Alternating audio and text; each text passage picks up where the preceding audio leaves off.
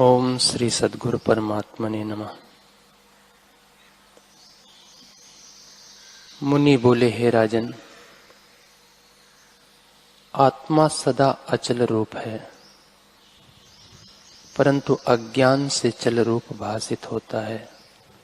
जैसे दौड़ते हुए बालक को सूर्य दौड़ता लगता है, वैसे ही आत्मा देह संग से अज्ञानवश विकारवान भासित होता है। जैसे प्रतिबिंब का विकार आदर्श को नहीं स्पर्श करता, वैसे ही देह का विकार आत्मा को नहीं स्पर्श करता। जैसे अग्नि में सुवर्ण डालिए तो मैल जल जाता है, पर सुवर्ण का नाश नहीं होता। वैसे ही देह के नाश से आत्मा का नाश नहीं होता। वह तो नित्य, शुद्ध, अवाच्य और अचिंत्य रूप है। हे राजन, वह देखने में नहीं आता, परंतु चेतन वृत्ति से सब देखता है।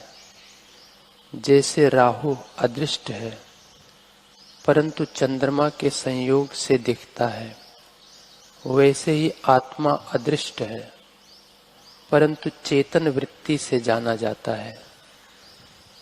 जैसे शुद्ध दर्पण में प्रतिबिंब होता है, वैसे ही निर्मल बुद्धि से आत्मा का साक्षात्कार होता है। वह संकल्प से रहित अपने आप में स्थित है। जब बुद्धि निर्मल होती है, तब अपने में आप उसको पाती है। ओम श्री सद्गुरु परमात्मने नमः। वशिष्ठ जी बोले, हे तात, यह संसार का मार्ग गहन है और इसमें जीव भटकते हैं। यह चैतन्य वृत्ति जो संसरण करती है, यही संसार है। जब यह संसरण मिटे, तब स्वच्छ अपना स्वरूप देख पड़े। चेतना वृत्ति जो बहिर्मुख उठती है, इसी का नाम बंधन है, और कोई बंधन नहीं। हे साधो, यह जगत वासना से बंधा है। जैसे वसंत ऋतु में रस फैलता है, वैसे ही वासना में जगत फैलता है। बड़ा आश्चर्य है कि मिथ्या वासना से जीव भटकते फिरते हैं, दुख भोगते हैं और बार बार जन्म लेते और मरते हैं। बड़ा आश्चर्य है कि विषय रूप वासना से वश हुए जीव अविद्यमान जगत को सत्य जानते हैं। हे साधो, जो इस वासना रूप संसार से तर गए हैं, वे धन्य हैं। वे प्रत्यक्ष चंद्रमा की तरह शांत है। जैसे चंद्रमा अमृत रूप शीतल और प्रकाशमान है और सबको प्रसन्न करता है, वैसे ही ज्ञानी पुरुष भी।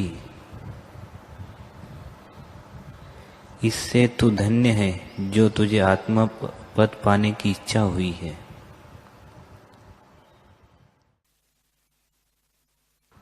ओम श्री सद्गुरु परमात्मने नमः।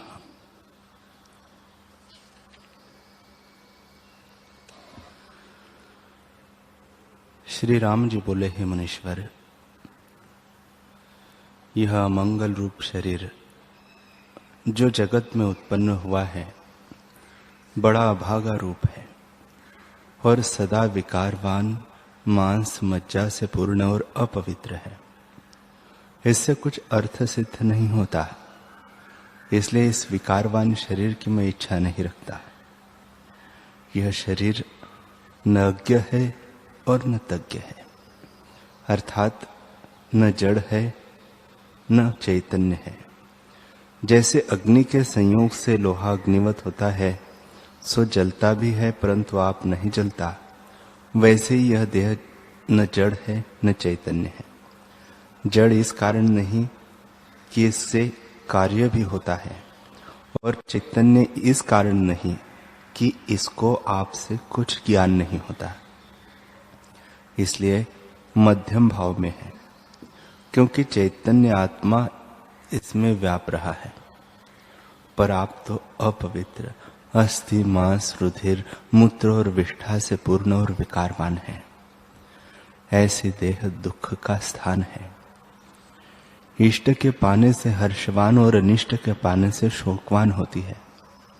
ऐसे ऐसे शरीर की मुझको इच्छा नहीं, यह ज्ञान से उपजती है। हे मुनीश्वर, ऐसे अमंगल रूपी शरीर में ही अहमपन फुरता है, सो दुख का कारण है। यह संसार में स्थित होकर नाना प्रकार के शब्द करता है। जैसे कोठरी में बैठा हुआ बिलाव नाना प्रकार के शब्द करता है, वैसे ही अहंकार रूपी बिलाव देह में बैठा हुआ अहम अहम करता है, चुप कदाचित नहीं रहता। हे मुनीश्वर, जो किसी के निमित्त शब्द हो वही सुंदर है, अन्यथा सब शब्द व्यर्थ है। जैसे जय के निमित्त ढोल का शब्द सुंदर होता है, वैसे ही अहंकार से रहित जो पद है वही शोभनीय है और सब व्यर्थ है। शरीर रूपी नौका भोग रूपी रेत में पड़ी है, इसलिए इसका पार होना कठिन है। जब वैराग्य रूपी जल बढ़े और प्रवाह हो और अभ्यास रूपी पतवार का बल लगे, तब संसार के पार रूपी किनारे पर पहुंचे। हरि ओम।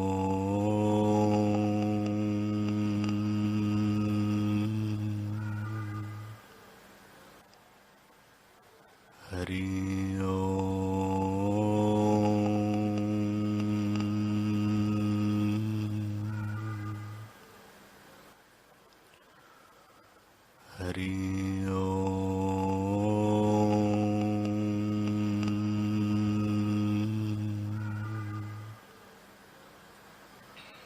गुरुर्ब्रह्मा गुरुर्विष्णु गुरुर्देवो महेश्वरः गुरुर्साक्षात् परब्रह्म तस्मै श्री गुरवे नमः।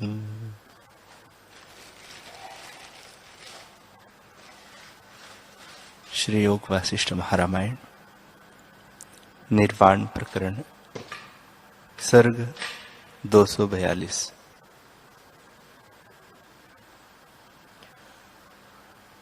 व्याध बोला, है भगवान,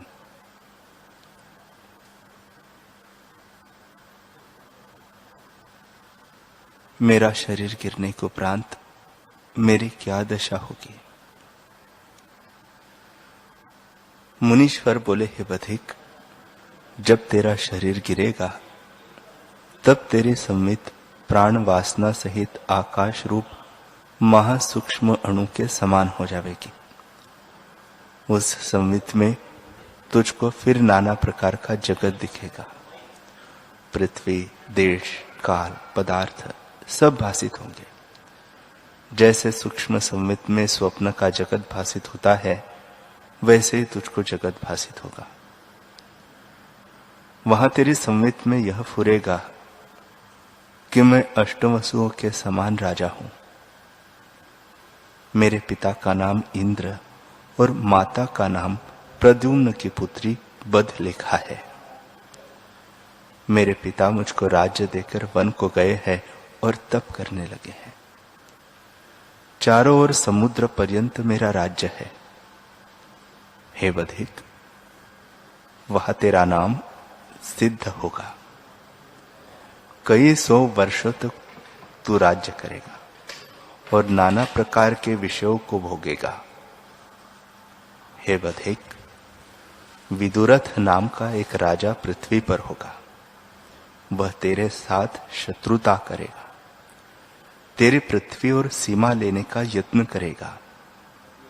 तब तू मन में विचार करेगा कि मैं बड़ा सिद्ध हूं और कई 100 वर्ष मैंने निर्विघ्न भोग भोगे हैं।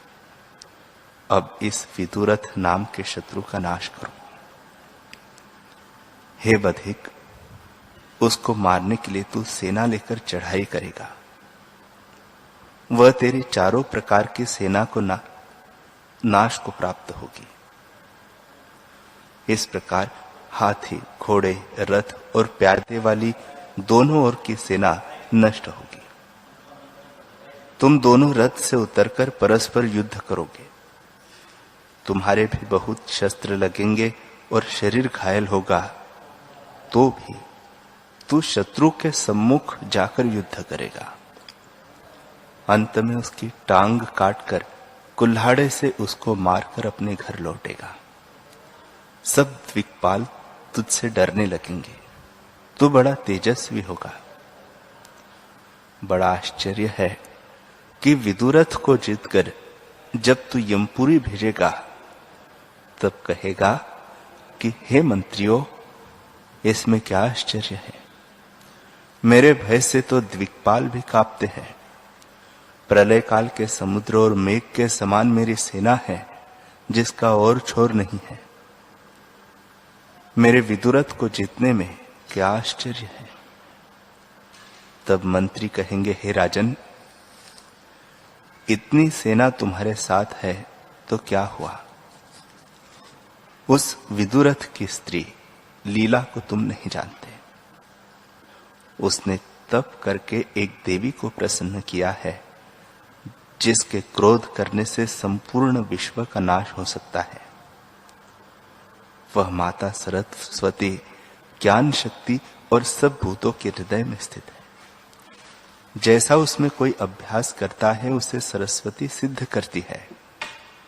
हे राजन, वह राजा और उसकी स्त्री लीला सरस्वती से मोक्ष मांगते थे कि किसी प्रकार हम संसार बंधन से मुक्त हो। इस कारण वे मुक्त हुए और तुम्हारी जय हुई। राजा पूछेगा, हे अंग, जो सरस्वती मेरे हृदय में स्थित है, तो मुझको मुक्त क्यों नहीं करती।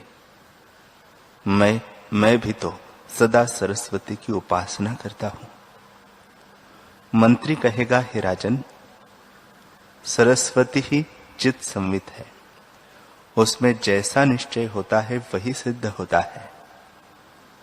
हे राजन, तुम सदा अपनी जय ही मांगते थे, इससे तुम्हारी जय हुई, और वह मुक्ति मांगता था, इससे उसकी मुक्ति हुई। उसका पिछला संस्कार उज्जवल था, इससे मुक्त हुआ, और तुम्हारा पिछले संस्कार का संस्कार तामसी था, इस कारण तुमको मोक्ष की इच्छा न हुई और शांति भी न प्राप्त हुई। आदि परमात्मा सत्ता से जब पदार्थ प्रकट हुए हैं, आदि परमात्मा सत्ता से सब पदार्थ प्रकट हुए हैं। केवल आत्म सत्ता जो निष्किंचन पद है, सदा अपने स्वभाव में स्थित है। उसी से संवेदन फुरती है। अहम अस्मि अर्थात मैं हूं, इस भावना का नाम चित्त है। इसी चेतनता ने देह, इंद्रिया, प्राण, मन, बुद्धि आदि दृश्य जगत की कल्पना की है। उस कल्पना से विश्व चित्त में स्थित है, और चित्त ने आत्मा से फूरकर प्रमाद से देहादि की कल्पना की है। राजा पूछेगा, हे साधो, आत्मा तो निष्किंचन और केवल निर्विकार है, उसमें तामसी देह कहां से उपजी। मंत्री कहेगा, हे राजन, जैसे स्वप्न में प्रमाद से तामसी देह दिखती है परंतु होती नहीं, वैसे ही ये आकार भी दिखते हैं परंतु होते नहीं, अज्ञान से भासित होते हैं। इससे तुझको प्रमाद हुआ है, इसी से वासना के अनुसार जन्म पाता फिरा है। इस प्रकार तेरे बहुत जन्म बीते हैं, परंतु पिछला शरीर जो तूने भोगा है वह तामसी था, इस कारण तुझको मोक्ष की इच्छा नहीं हुई। हे राजन, तुम्हारे जो जन्म बीते हैं उनको मैं जानता हूं, पर तुम नहीं जानते। राजा कहेगा, हे निर्मलात्मा, तामस तामसी किसको कहते हैं? मंत्री कहेगा, हे राजन, एक सात्विक सात्विकी है, दूसरा केवल सात्विकी है, और तीसरा राजस राजसी है। एक तामस तामसी है और एक केवल तामसी है। इन्हें अलग अलग सुनो। हे राजन, निर्विकल्प अचेत चिन्मात्र सत्ता से जो संवित भूरी है, जिसकी अहम प्रतीति अधिष्ठान में रही है, जो निश्चय को नहीं प्राप्त हुए और अनात्म भाव को भी स्पर्श नहीं किया, ऐसे जो ब्रह्मादिक है, वे सात्विक सात्विकी है। जिनको सात्विकी पदार्थ भासित होने लगे हैं और स्वरूप का प्रमाद है, उनका बुद्धि से स्पर्श हो अथवा न हो, वे केवल सात्विकी है। जिनके संवित का बुद्धि से संबंध हुआ है और नाना प्रकार के राजसी पदार्थों में सत्य प्रतीति हुई है, जिन्हें राजस कर्मों में दृढ़ अभ्यास है और उसके अनुसार शरीर को धारण करते चले गए, पर स्वरूप की ओर नहीं आए और चिरकाल तक ऐसे ही रहे, वे राजस राजसी हैं। जिनको बोध में अहम प्रतीति नहीं, स्वरूप का प्रमाद है, जगत सत्य भासित होता है, राजसी पदार्थों में अधिक प्रीति है और राजसी कर्मों का अभ्यास है, उसके अनुसार जन्म पाते हैं और फिर शीघ्र ही स्वरूप की ओर आते हैं, वे केवल राजसी हैं और राजस राजसी से श्रेष्ठ है।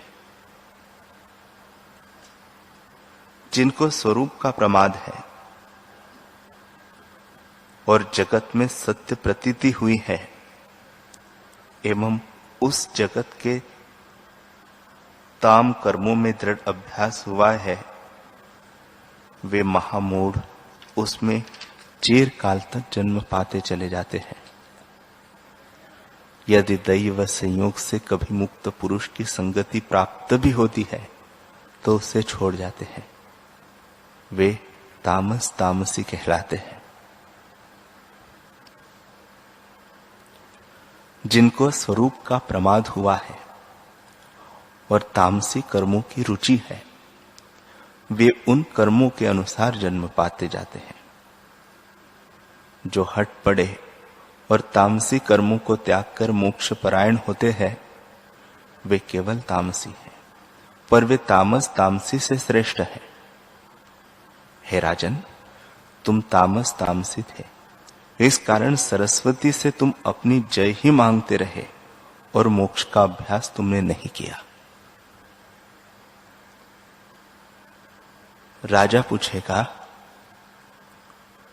हे निर्मल चित्त मंत्रिम, मैं तामस तामसी था, इस कारण मोक्ष की इच्छा न की, परंतु अब मुझसे तुम वही उपाय कहो जिससे मेरा अहम भाव निवृत्त हो और आत्मपद की प्राप्ति हो। मंत्री कहेगा, हे राजन, निश्चय करके जानो, जो कोई कैसे ही पदार्थ की इच्छा करे, वह पदार्थ अभ्यास से अवश्य प्राप्त होता है। जिसकी भावना करके वह अभ्यास करता है, वह पदार्थ निसंदेह प्राप्त होता है। जो जिसका दृढ़ अभ्यास करता है, वह वही रूप हो जाता है। त्रिलोकी में ऐसा पदार्थ कोई नहीं जो अभ्यास से न मिल सके। जो प्रथम दिन में कोई विकर्म किसी से हुआ हो और अगले दिन शुभ कर्म करे, तो वह विकर्म लुप्त हो जाता है और शुभ कर्म ही मुख्य हो जाता है।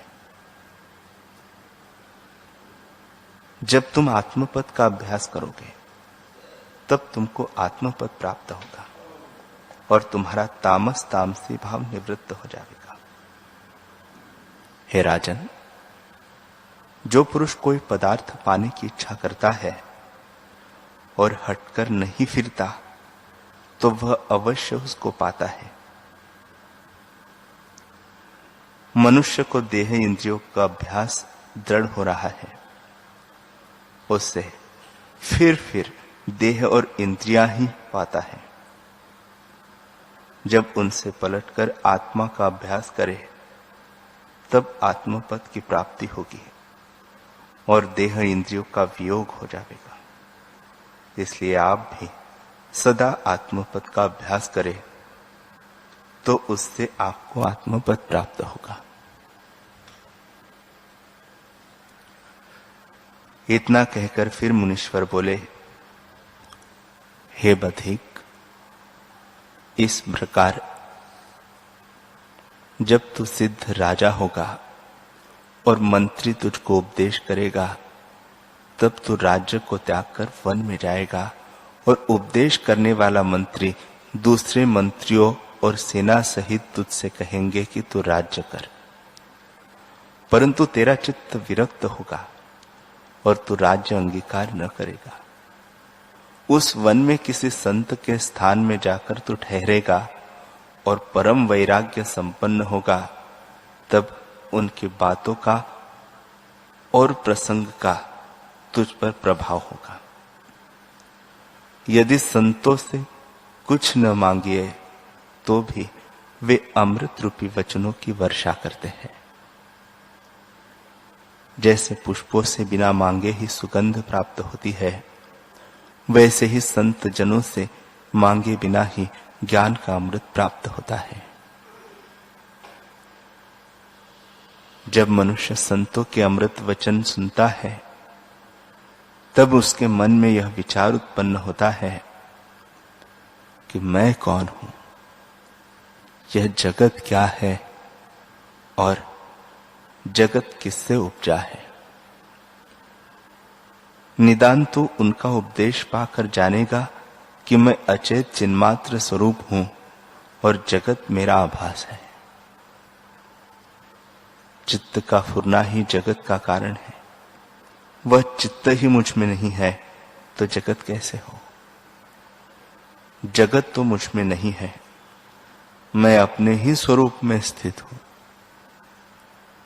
हे बधिक, इस प्रकार जब तू मन को सब विषयों से शून्य करके अपने स्वरूप में स्थित होगा, तब परमानंद निर्वाण पद तुझे प्राप्त होगा। मुनीश्वर बोले, हे बधिक, इस प्रकार जो तेरी भावी थी वह सब मैंने तुझसे कही। अब जो भला जान पड़े वह कर। अग्नि बोले, हे राजा विपश्चित, मुनीश्वर ने जब बधिक से इस प्रकार कहा, तब उसे आश्चर्य हुआ। वह वहां से उठकर मुनीश्वर सहित स्नान करने गया। नितान दोनों तप करने और शास्त्र को विचारने लगे। कुछ काल के उपरांत मुनीश्वर का निर्वाण हो गया। केवल बधिक ही यह विचार कर कि किसी प्रकार मेरी अविद्या नष्ट हो, तप करने लगा। हे राजा विपश्चित, 100 युग तक जब बधिक ने तप किया, तब ब्रह्मा जी देवताओं के साथ लेकर आए और बोले कि हे बधिक, कुछ वर मांग। तब बधिक ने कहा कि मेरा शरीर बड़ा हो और मैं अविद्या को देखूं। हे राजन, यद्यपि बधिक ने जाना कि यह वर मांगने से मेरा भला न होगा, परंतु दृढ़ भावना के बल से जानकर भी यही वर मांगा कि घड़ी घड़ी में मेरा शरीर योजन भर बढ़े। ब्रह्मा जी ने कहा कि ऐसा ही होगा। ब्रह्मा जी यह कहकर जब अंतर्धान हो गए, तब उसका शरीर बढ़ने लगा। एक घड़ी में 1 योजन बढ़ते बढ़ते कल्प पर्यंत बढ़ता गया और कई ब्रह्मांडों तक चला गया, पर जिस ओर को वह देखता था उस ओर अविद्या रूपी अनंत सृष्टियां उसे दिखती थी। निदान जब वह चलते चलते थक गया तब उसने विचारा कि अविद्या का तो अंत नहीं आता, इस शरीर को मैं कहां तक उठाए फिरूं, अब इसका त्याग करूं तभी आत्मपद पाऊंगा। हे राजा विपश्चित, तब उसने प्राण को ऊपर खींचकर शरीर को त्याग दिया। यह वही शरीर यहां आ पड़ा है। जिस ब्रह्मांड से यह गिरा है वह हमारे स्वप्न की सृष्टि है, अर्थात यह अन्य सृष्टि का था। इस सृष्टि में इसकी स्वप्नवत प्रतिभा हुई थी और यह जागृत दृष्टि में आ पड़ा है। पृथ्वी, पहाड़ आदि सबको उसने नाश कर डाला है। जहां से यह गिरा है वह आकाश में तरुवर किनाई दिखता था और यह इस प्रकार गिरा है जैसे इंद्र का वज्र हो। हे विपश्चितों में श्रेष्ठ, वही बधिक का महाशव था। जब उसका शरीर गिरा तब भगवती ने उसका रक्तपान किया, इसलिए उसका नाम रक्ता भगवती हुआ। उसके शरीर का शेष अंश सो पृथ्वी हुआ। जब चिरकाल व्यतीत हुआ तब मृत्तिका पृथ्वी हो गई और उस पृथ्वी का नाम मेदिनी पड़ा। ब्रह्मा जी ने जो नवीन सृष्टि रची है उस पृथ्वी पर अब कल्याण हुआ है। उससे अब जहां तेरी इच्छा हो वहां जा, और मैं भी अब जाता हूं। इंद्र को यज्ञ करना है और उन्होंने मेरा आवाहन किया है, वहां मैं जाता हूं। भास बोले, हे राजा दशरथ, इस प्रकार मुझसे कहकर अग्नि देवता अंतर्धान हो गए। जैसे महाश्याम मेघ से दामिनी चमक कर अंतर्धान हो जाती है, वैसे ही अग्नि जब अंतर्धान हो गए तब मैं वहां से चला और एक सृष्टि में गया तो वहां और प्रकार के शास्त्र और ही प्रकार के प्राणी देखे। फिर आगे और सृष्टि में गया तो वहां ऐसे प्राणी देखे जिनकी टांगे काठ और आचरण मनुष्य का था। आगे और सृष्टि में गया तो उसमें लोगों के शरीर तो पाषाण के थे, पर वे दौड़ते और सब व्यवहार करते थे। उसके उपरांत और सृष्टि में गया, वहां शास्त्र रूपी उनकी मूर्ति थी। उसके आगे गया तो वहां क्या देखा कि प्राणी बैठे ही रहते हैं और जोर से बातें करते हैं, पर न कुछ खाते हैं और न पीते हैं। हे राजा दशरथ, इस प्रकार जब मैं चिरकाल तक फिरता रहा पर अविद्या का अंत कहीं न पाया, तब मैंने विचार किया कि आत्मज्ञानी हो जाऊं तब अंत आवेगा और किसी प्रकार अंत न आवेगा। इस प्रकार विचार कर मैं एक वन में गया और ज्ञान की सिद्धि के लिए तप करने लगा। जब कुछ काल तप किया तब चित्त में यह भावना उपजी कि किसी प्रकार संतों के निकट जाऊं तो उनकी संगति से मुझको शांति पद प्राप्त होगा। हे राजन, यह विचार कर मैं वहां से चला और कल्प वृक्ष के वन में आया। वहां एक पुरुष मुझको मिला। उसने कहा, हे साधो, तू कहां जा रहा है? मेरे पास तो आ। तब मैंने उससे पूछा कि तू कौन है? उसने कहा कि मैं तेरा तप हूं जो तूने किया है। अब तू कुछ वर मांग, वह मैं तुझको दे दूं। तब मैंने कहा कि हे साधो, मेरी इच्छा यही है कि मैं आत्मपद को पाऊं। उसने कहा, हे साधो, अब तुझे मृग का एक जन्म और पाना है। जब वह तेरा शरीर अग्नि में जलेगा तब तू मनुष्य का शरीर पावेगा और ज्ञानवानों की सभा में जावेगा। उस सभा में जब तू मनुष्य शरीर धरेगा तब तुझे सब जन्मों और कर्मों की स्मृति हो आवेगी और स्वरूप की प्राप्ति होगी। इसलिए तू अब मृग शरीर धारण कर। हे राजा दशरथ, इस प्रकार जब उसने कहा तब मैंने सोचा कि मृग हूं। मुझे स्वप्न रूप प्रतिभा जगी जिससे मैं मृग हो गया। तुम्हारी सृष्टि में एक पहाड़ की कंदरा में मैं विचरता था। इतने में उसका राजा शिकार खेलने चला और उसने मुझको देख मेरे पीछे घोड़ा दौड़ाया।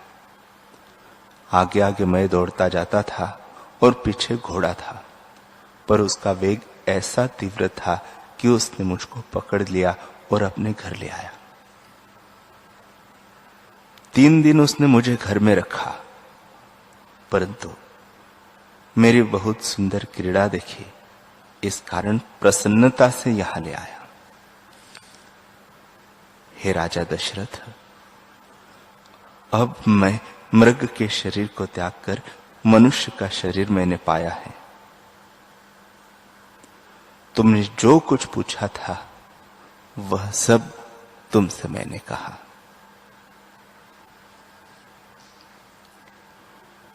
वाल्मीकि जी बोले, हे अंग, जब इस प्रकार विपश्चित कह चुका तब राम जी ने विपश्चित से प्रश्न किया कि हे विपश्चित, वह मृग तो और सृष्टि का था, यहां क्यों कराया? भास बोले, हे राम जी, जहां वह मिला था वह स्थान भी और सृष्टि का था। एक समय दुर्वासा ऋषिश्वर आकाश मार्ग में ध्यान लगाए बैठे थे कि उसी मार्ग से इंद्र पृथ्वी पर यज्ञ करने के लिए चले आ रहे थे। दुर्वासा को शव जानकर इंद्र ने उनको लात से ठुकराया। तब दुर्वासा ने समाधि से उठकर इंद्र की ओर देखा और शाप दिया कि हे शक्र, तूने मुझे जानकर भी गर्व करके पैर लगाया, इसलिए तेरे यज्ञ को एक शव नष्ट करेगा और जिस स्थान पर वह गिरेगा वह पृथ्वी भी नष्ट होगी।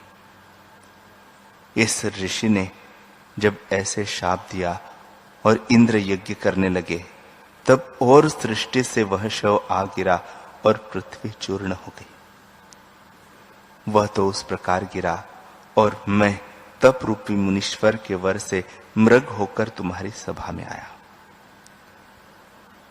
हे रामचंद्र जी, जो स्वप्न की सृष्टि का था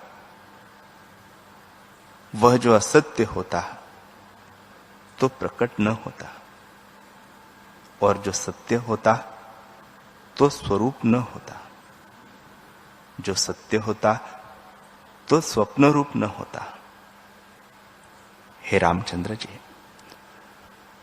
तुम हमारी स्वप्न की सृष्टि में हो और हम तुम्हारी सृष्टि के स्वप्न में हैं।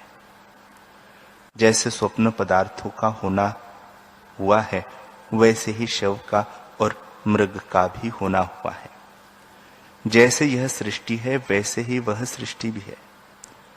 जो यह सृष्टि सत्य है तो वह भी सत्य है, परंतु वास्तव में न यह सत्य है और न वह सत्य। यह भी भ्रांति मात्र है और वह भी भ्रांति मात्र है। सत्य वस्तु वही है जो मन सहित षड इंद्रियों से अगम्य है और वह आत्मसत्ता है। जैसे यह सब है और जिसमें सब है ऐसी परमात्मा सत्ता परम सत्ता है और उसमें सब कुछ बनता है। हे रामचंद्र जी, जगत संकल्प मात्र है। संकल्प का मिलना क्या आश्चर्य है। छाया और धूप की तरह सत्य और झूठ और ज्ञान और अज्ञान इकट्ठे नहीं होते, परंतु आत्मा में इकट्ठे होते दिखते हैं।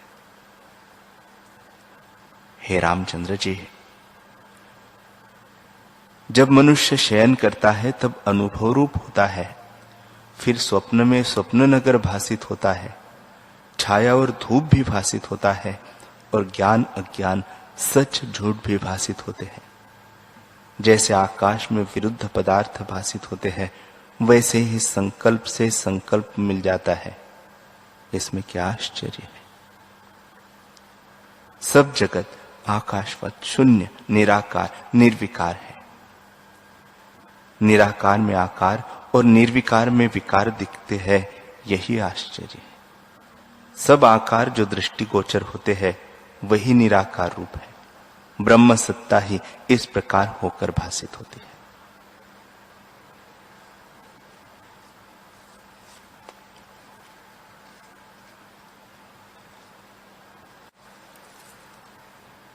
हरि ओम।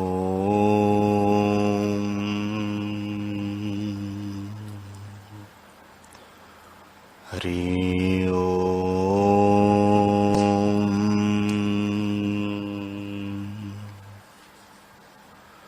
ओम सहना भवतु सहनौ भुनक्तु सह वीर्यं करवावहै तेजस्विनावधीतमस्तु मा विद्विषावहै। ओम शांति शांति शांति। श्री सद्गुरुदेव भगवान की जय।